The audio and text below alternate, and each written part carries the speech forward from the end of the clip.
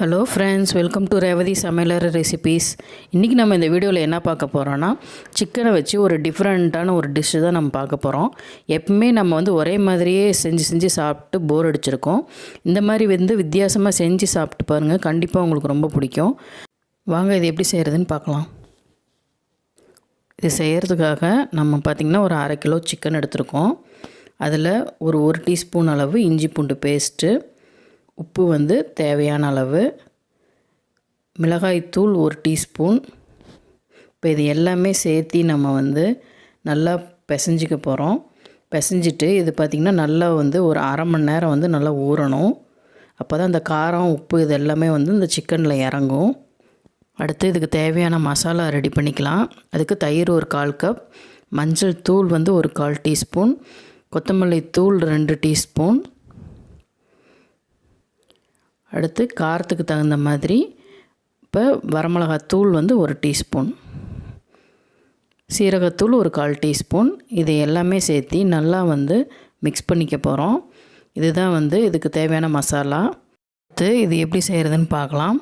அதுக்கு அடுப்பில் கடாயில் பார்த்திங்கன்னா ஒரு 3 டீஸ்பூன் எண்ணெய் ஊற்றிக்கிட்டேன். அதில் 2 மீடியம் சைஸ் பெரிய வெங்காயம் நல்லா சின்னதாக கட் பண்ணிக்கோங்க. அதை சேர்த்திட்டு நல்லா வதக்கணும். இப்போ பாருங்கள், வெங்காயம் நல்லா வதங்கிருச்சு. அதில் இஞ்சி பூண்டு பேஸ்ட்டு 1 டீஸ்பூன் அளவு சேர்த்திக்கலாம். சேர்த்திட்டு அந்த இஞ்சி பூண்டோட வாசம் போகிற வரைக்கும் நம்ம வதக்கிக்க போகிறோம். அடுத்து ஒரு தக்காளி நான் அரைச்சி வச்சுருக்கேன், அதை நம்ம சேர்த்திக்கலாம். இப்போ சேர்த்திட்டு இந்த தக்காளியோட பச்சை வாசம் போகிற அளவுக்கு அந்த வெங்காயம் தக்காளியில் எண்ணெய் பிரிஞ்சு வர அளவுக்கு நம்ம வதக்கிக்க போகிறோம். இப்போ பாருங்கள், நல்லா வதங்கி அந்த எண்ணெயெல்லாம் நல்லா பிரிஞ்சு வந்துருச்சு.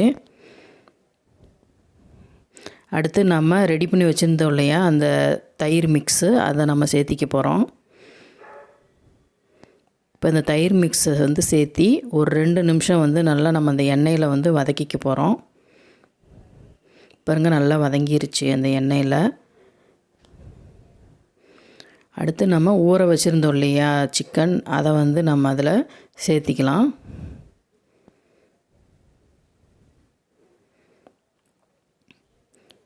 இப்போ சேர்த்திட்டு அதை நல்லா ஒரு 2 நிமிஷம் அதுலேயே நம்ம அந்த வதக்கிக்க போகிறோம் அந்த மசாலாவிலேயே. இப்போ ஒரு மூடி போட்டு ஒரு 10 நிமிஷம் நம்ம அதை வேக வச்சுக்கலாம். இப்போ இதுக்கு தண்ணியில் எதுவும் தேவையே இல்லை, சிக்கனில் இருக்க தண்ணியே போதும். இப்போ பாருங்கள் எவ்வளோ தண்ணி வெளியே வந்திருக்குன்னு. இப்போ இதை நல்லா கலந்து விட்ருங்க. கலந்து விட்டுட்டு இதில் ஒரு டீஸ்பூன் அளவு நம்ம கரம் மசாலா சேர்த்திக்கலாம். சேர்த்திட்டு நல்லா மிக்ஸ் பண்ணி விட்டுட்டு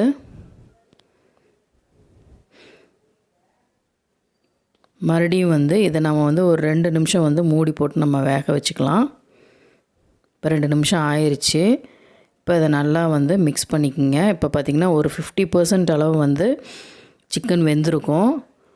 மறுபடியும் இது நம்ம நல்லா வேக வைக்கணும். அதுக்காக நம்ம தேவையான அளவு நம்ம தண்ணி ஊற்றிக்க போகிறோம். இப்போ பார்த்திங்கன்னா தண்ணி ஊற்றிட்டு நீங்கள் நல்லா கலந்து விட்டுட்டு மூடி போட்டு ஒரு 10 நிமிஷம் நம்ம வேக வச்சுக்கலாம். பாருங்கள், 10 நிமிஷம் ஆயிடுச்சு. 3/4 வாசி அளவு சிக்கன் வெந்துருச்சு.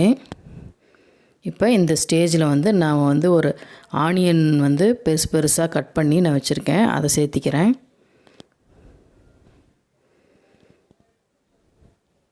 அடுத்து 2 பச்சை மிளகாய், அடுத்து ஒரு தக்காளி சின்ன க்யூப்ஸாக நான் கட் பண்ணி வச்சுருக்கேன், அதை சேர்த்திக்கலாம். சேர்த்திட்டு இதை நல்லா கலந்து விட்டு மூடி போட்டு ஒரு 2 நிமிஷம் நம்ம வேக வச்சுக்க போகிறோம். இப்போ பாருங்கள் 2 நிமிஷம் ஆயிடுச்சு. இப்போ இந்த வெங்காயமும் தக்காளியும் நல்லா அதில் வந்துருச்சு. இப்போ இதை நல்லா மிக்ஸ் பண்ணி விட்டுக்குங்க. இப்போ ஓரளவுக்கு ரெடி ஆயிடுச்சு. இதில் நம்ம கசூரி மேத்தி ஒரு 1/2 டீஸ்பூன் அளவு சேர்த்திக்கலாம். இதை நல்லா கசக்கி விட்டுட்டு நல்லா சேர்த்திக்கிங்க. அப்போ தான் அதோடய ஃப்ளேவர் நல்லா இறங்கும். இப்போ இதை நல்லா மிக்ஸ் பண்ணிக்கலாம். மிக்ஸ் பண்ணிவிட்டு இப்போ பார்த்திங்கன்னா இந்த கன்சிஸ்டன்சி இருந்தால் போதும். இப்போ நல்லா திக் கன்சிஸ்டன்சி ஆயிடுச்சு. இப்போ கடைசியாக வந்து நம்ம இதில் கொத்தமல்லி தழை சேர்த்து இறக்கிட்டோம்னா நம்ம சிக்கன் ரெசிபி சூப்பராக ரெடி ஆயிடுச்சு. இந்த மாதிரி டிஃப்ரெண்ட்டாக செஞ்சு சாப்பிட்டு பாருங்கள். அடிக்கடி செய்வீங்க நீங்கள், அவ்வளோ டேஸ்ட்டாக இருக்கும் அது. இந்த டிஷ் உங்களுக்கு பிடிச்சிருந்ததுன்னா இதே மாதிரி நீங்களும் செஞ்சு சாப்பிட்டு பார்த்துட்டு எப்படி இருந்ததுன்னு எனக்கு கமெண்ட் பண்ணுங்கள். மறக்காமல் உங்கள் ஃப்ரெண்ட்ஸுக்கும் ஷேர் பண்ணுங்கள். அதை விட மறந்துடாமல் ரேவதி சமையலறை ரெசிபிஸ் சேனலுக்கு சப்ஸ்கிரைப் பண்ணுங்கள்.